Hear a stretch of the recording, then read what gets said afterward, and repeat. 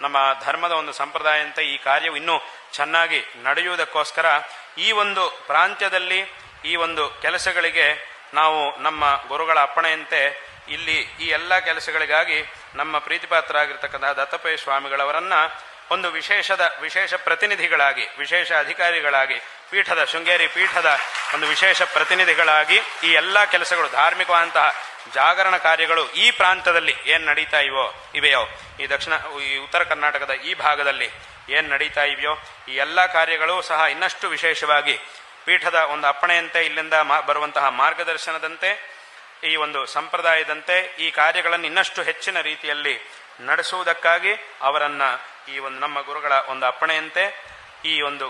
ಕಾರ್ಯಗಳಿಗಾಗಿ ಪೀಠದ ವತಿಯಿಂದ ಅವರನ್ನ ಈ ಪ್ರಾಂತ್ಯಕ್ಕೆ ವಿಶೇಷ ಅಧಿಕಾರಿಗಳನ್ನಾಗಿ ಅವರನ್ನ ನೇಮಕ ಮಾಡ್ತಾ ಇದ್ದೇವೆ ಮತ್ತು ವಿಶೇಷ ಪ್ರತಿನಿಧಿಗಳನ್ನಾಗಿ